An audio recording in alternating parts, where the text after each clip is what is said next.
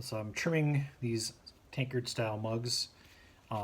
Sometimes when they are sit on the board and there's a little stuck to my throwing board, when I pull them off, they get scraped in the bottom, they get a little rough, but that is easily fixed with this rib. I'll use that to smooth out any of those rough patches.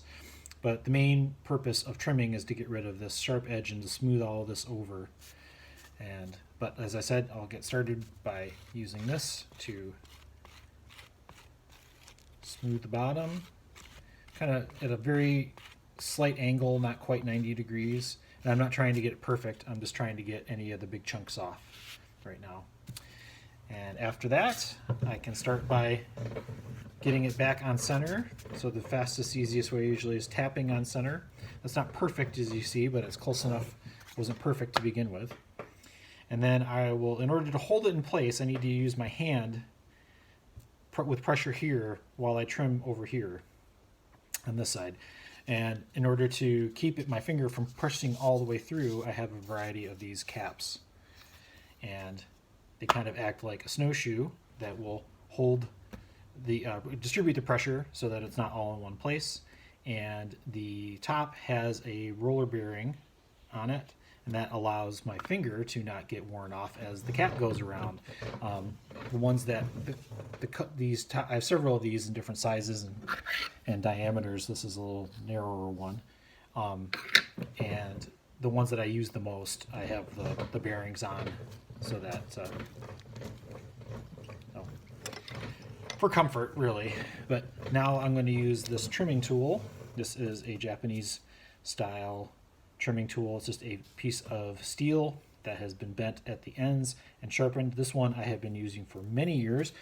You can see that the end has gotten pretty narrow. It actually started out life very close to the width of this. Here's one that I don't use quite so often because it is not so, it's a little too big for most stuff that I do, but you can see that it would normally have, the cutting area would be as big as the rest of the tool. And over time, sharpening and just wear, they get worn down. It's almost time for a new tool. So I'll use this tool to carve away the material at the edge of the bottom here. As it goes around, I'm just carving away the excess clay. Doesn't require much. And then I use my fingers to kind of burnish the edge and smooth out any rough patches. Also take care of any roughness that happens at the top of the bead there. Once that's finished, I'll do a final burnishing of the bottom with the stainless steel rib.